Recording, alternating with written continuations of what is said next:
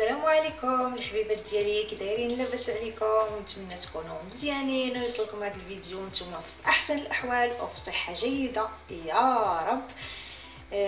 كنقول البنات اللي التحقوا بالقناه كنشكركم بزاف بزاف بزاف على الدعم ديالكم والتواصل ديالكم معايا، والبنات اللي عادي يلاه غادي يشوفوا القناه ديالي كنقول لكم مرحبا بكم في القناه ديالي، وديروا لايك واشتركوا في القناه وطوعوا على الجرس باش يوصلكم كل جديد.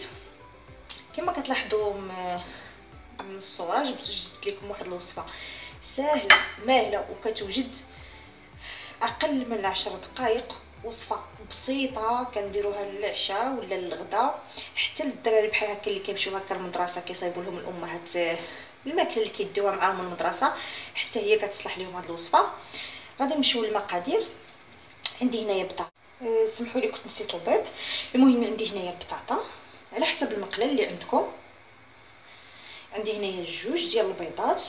عندي هنا شويه ديال الفلفله قطعتها شرائح رقيقه كما كتلاحظوا، فلفله خضراء وفلفله حمراء حتى هي مقطعه رقيقه بزاف. عندي هنا شويه ديال الفرماج محكوك، انا مستعمله غير الفرماج الاحمر، يمكن لكم تخلطوا هكا شويه فرماج احمر وشويه ديال الموتزاريلا. عندي هنايا حتى البصله قطعتها شرائح رقيقه كما كتلاحظوا صافي، وشويه ديال الزيتون.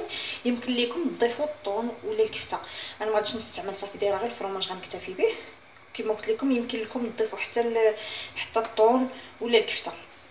المهم غادي ناخذ هاد البطاطا كما كتلاحظوا، غادي نقطعها، غادي نحاول نقطعها شرائح رقيقه بحال غادي ندير الشيبس. شوفوا يعني رقيقه، غادي نستمر بحال هكا باش طيب لينا في الساع. خاص يكون المسمار باش تقطع لكم، ولا عندكم ديك القطعه اللي كتقطع بطاطا دواير رقيقه استعملوها، انا ما عنديش غنستعمل غير الموس. شوفوا كي كتجي رقيقه بحال كيما قلت لكم. غادي نصايبوا الشيبس صافي، غادي نقطع كامل هاد البطاطا.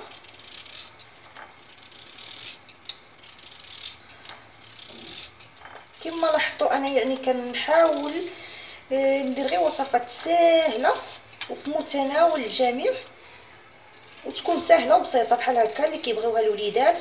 عن تجربه انا وليداتي.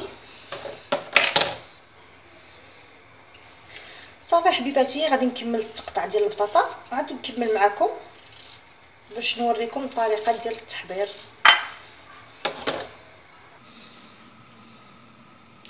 المهم البنات انا خديت هنايا واحد المقلاه تكون غير لاصقه، ضروري باش تنجح لكم هذه الوصفه خص تكون المقلاه اللي كتكون ما كتلصقش، اللي كتستعملوا فيها هكا الطورطيه ولا لومليت.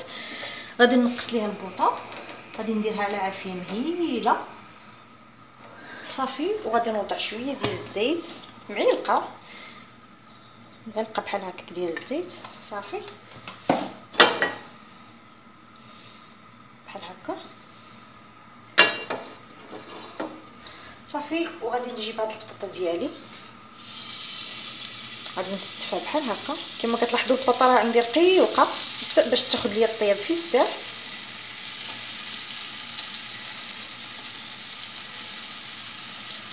غادي نستفها بحال هكا في المقلاه كامله.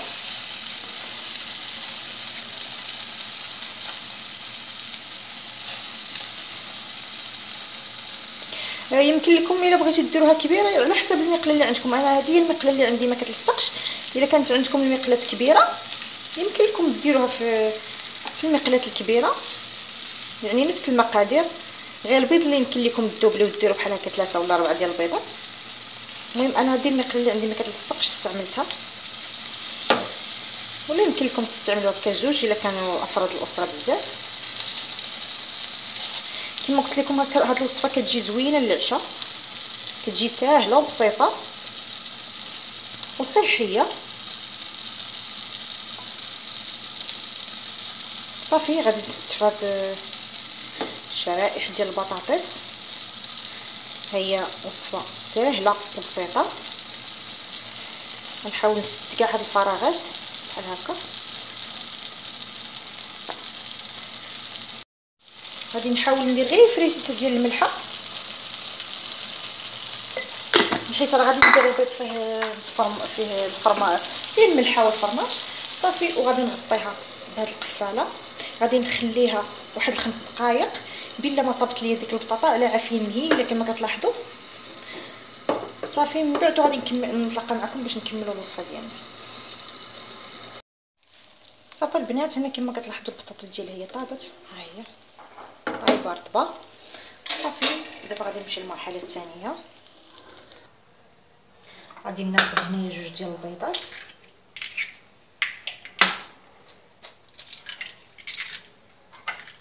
غادي نضيف شويه ديال الابزار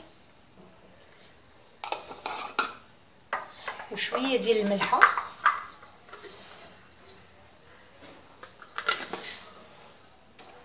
صافي. غادي نخلط هاد العناصر ديال البيض مزيان مع هاد الملحه والابزار صافي. دابا غادي نضيفو مباشره فوق البطاطا. غادي نجي هنا وغادي نخوي هاد البيض، غادي نحاول نوزعو فوق البطاطا كامله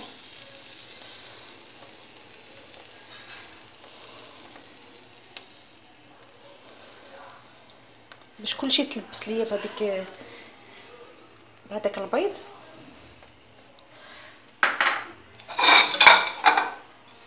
غادي نوضع هاد الشرائح ديال البصل رقيقه، غادي نوضع شويه ديال الفلفله حمراء خضراء،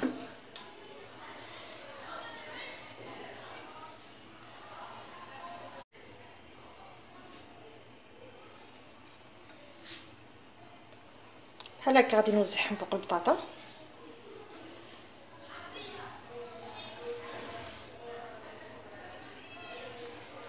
كتجي لذيذه هاد الوصفه البنات العشاء، غير جربوها. غادي نوضع شويه ديال الزيتون اسود، يمكن لكم تضيفوا حتى الزيتون الاخضر، وكما قلت لكم يمكن لكم تضيفوه هنايا فوق الخليط حتى الصدر ديال الدجاج ولا الطون ولا الكفته اللي بغيتو يمكن لكم تضيفوه. يعني كيبقى الحشوه كتبقى على حسب الرغبه وكل واحد شنو كيفضل.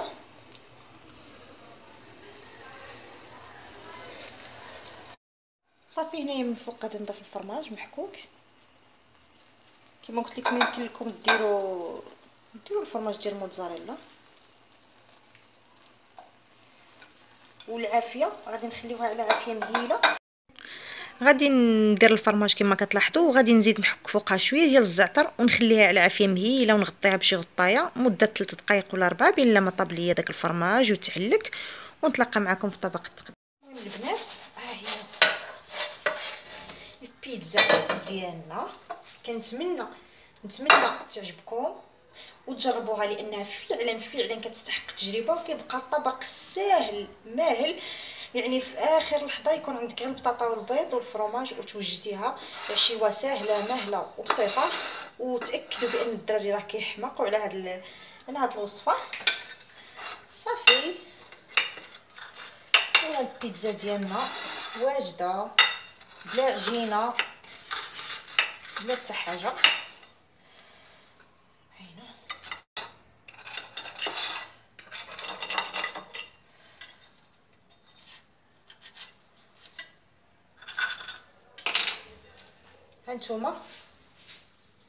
هانتوما البنات، ها البيتزا ما شهيتكم فيها.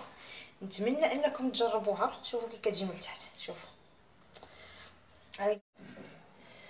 هانتوما البنات، ها البيتزا ديالنا كي كتجي.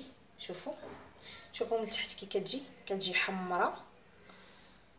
وصفه سهله وبسيطه ولذيذه بزاف. نتمنى انكم تجربوها وتنال الاستحسان ديالكم يا البنات، وشجعوني بلي لايك وبالتعاليق الزوينه ديالكم، هي اللي كتحفزني وكتعطيني طاقه ايجابيه، وكنزيد نجيب لكم المزيد من الوصفات السهله والبسيطه.